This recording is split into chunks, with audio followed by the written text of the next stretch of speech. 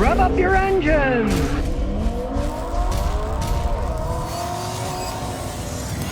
Today I'm going to talk about the worst cars of 2019. And hopefully you didn't buy one yourself, or if you're thinking about buying one used now, listen to Scotty and save your money up for something better. Now, the first car I'm going to talk about is one of the worst cars of 2019. It's a 2019 Mitsubishi Mirage. They do start at less than $14,000, which is cheap for a new car these days, but man, in this case, you kind of get what you pay for. You pay cheap, you get cheap. And I'm not alone here in saying that's a crappy car. Car Connection that rates cars gave it 3.3 stars out of 10. You can't get much lower than that. Basically, it's a small, slow, and unsafe vehicle. Doesn't handle very well in a city or on the highway. If you value your money, hey, stay away from the Mitsubishi Mirage. Now, the next car on my list of worst cars in 2019 isn't small or slow. It's a 2019 Dodge Charger.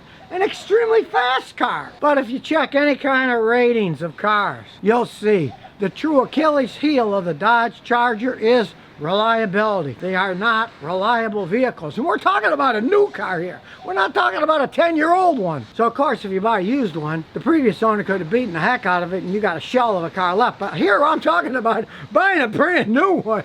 They got problems from the get-go. They've had recalls for the dash doesn't illuminate, so you can't see what's going on at night. It just goes black. Just the thing you want in a car that can go really fast. You're down the road really fast and you can't see the dash and see what's happening.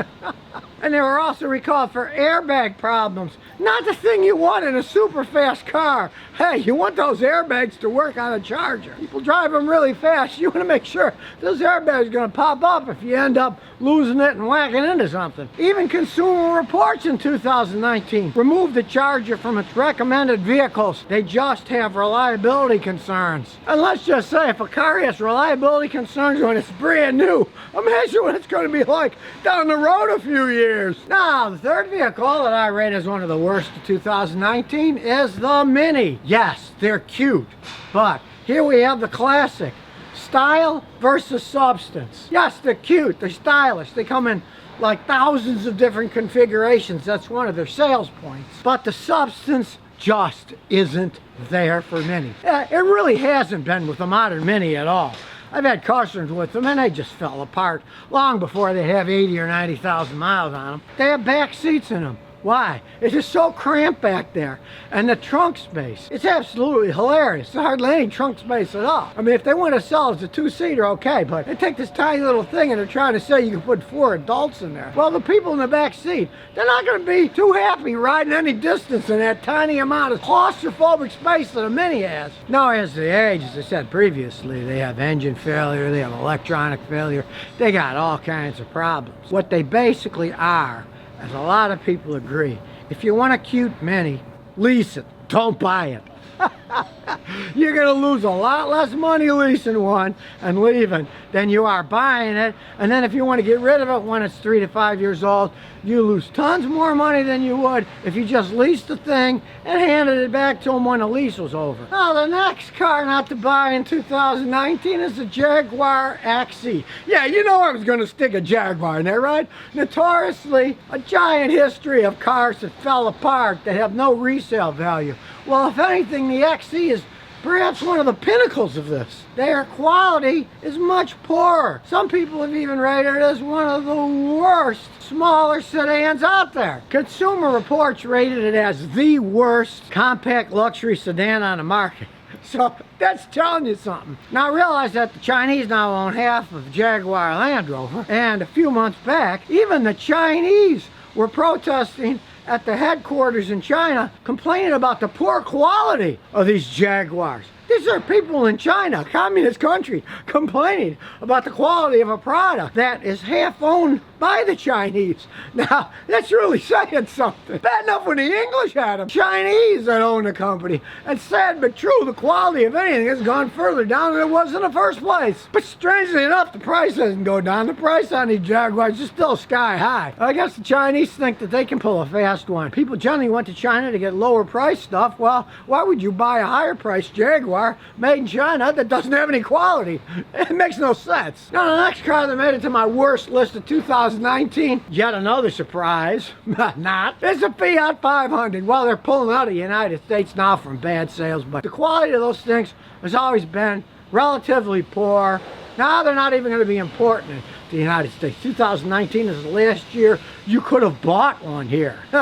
So let's hope you didn't buy one, because you can't buy a 2020. So just take it out of your mind to even think about buying one. Again, Consumer Reports rated the Fiat 500L as the worst in its class. Just like it made the Jaguar the worst in its class, it made the Fiat 500L worst in its class. As with a lot of these cars, as they age, they tend to fall apart too. So if they're rating a new one as bad, imagine what it'd be like if you bought one 4 or 5 years from now when it was really falling apart. And in the United States, since they're pulling out, good luck getting parts for them too. Basically, Fiat took a crappy little car and they're trying to give it an L, make it a luxury car. Hey, that's like making a silk purse out of a sow's ear. You should have just started with making cheap little cars and sold them as cheap little cars, and not say, oh, here's a luxury little car, when it's still just a cheap little car.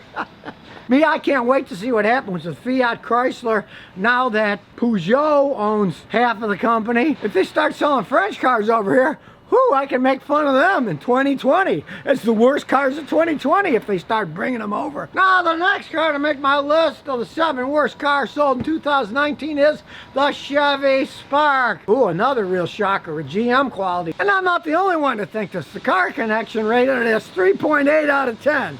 Not a very good rating. These are tiny little cars that really, maybe they should never build them in the first place. Now, these things start at $13,000. They got a little pokey 98 horsepower engine. You think Chevy would have learned from the failure of the Fiat 500? Why they decided to come out with this cheap, pokey little junky car is beyond me. But then again, corporations are known for making ridiculous decisions. Who knows what kind of meetings they have and what goes on in them. All I know is what came out of them is a Chevy Spark, which is really a horrendous little car. If they think putting in things like Apple CarPlay are going to sell these cars, whew, I imagine that they're going to be in for a real surprise when these things don't just fly off the shelves because people just have to get them. Now, I gotta say, Apple itself, hey, they're selling the heck out of those things on an image, but trying to add that image to these crappy little cars, good luck to GM. That's all I gotta say. But if you want good luck yourself, hey, don't buy one of these things in the first place. And certainly don't buy a used one. I had a customer buy a used one. It basically fell apart in front of their eyes. They bought it with 70,000 miles on it, and the thing was just falling apart by then. So stay away from the Chevy Spark. Now, the last car on my list of the 7 cars not to buy is a Chrysler 300. Here, Chrysler has done something that's even rather strange for a company like Chrysler that's known for making mistakes. They took a car, the Chrysler 300, that was an interesting idea. It had nice styles, and it was a decent car in the beginning, and they have progressively made it worse over time. Generation 300 started in 2005, kind of were onto a good idea, but now they're into their second generation that started in 2011, and believe you me, the quality of them has been dramatically going downhill. They're doing exactly the opposite of what the Japanese, like Honda and Toyota, did. They took a decent idea, unlike the Japanese, who would progressively make it better and better and better. Chrysler has progressively made them worse and worse and worse. Now, yeah, even the first generation Chrysler 300s weren't perfect cars. As they aged, they tended to fall apart and have problems, but generally they wouldn't do that till they get 80, 90, 100,000 miles or more miles on them. The newer ones, they fall apart before then. But if you don't believe Scotty and don't listen to me, 2019 is the last chance you'll have to buy a 300, because in 2020 Chrysler says they're discontinuing them and they're going to replace with some kind of electric car. Now, a fully loaded Chrysler 300 2019 can hover near $50,000. There are so many more better cars that you could buy if you feel like throwing $50,000 out for a car, that it's almost laughable that they would expect anybody to put out that kind of money for a car with that lack of quality, and the fact that it's the last ones that they're ever going to make. And if you think the 2019 300M will be a collector's item because it's the last one they ever made, man, you'd be living in fantasy land. That's just a mass-produced pile of junk car.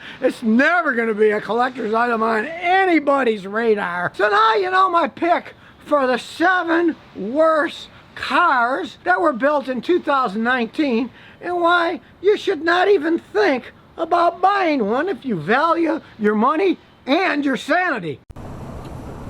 So if you never want to miss another one of my new car repair videos, remember to ring that bell.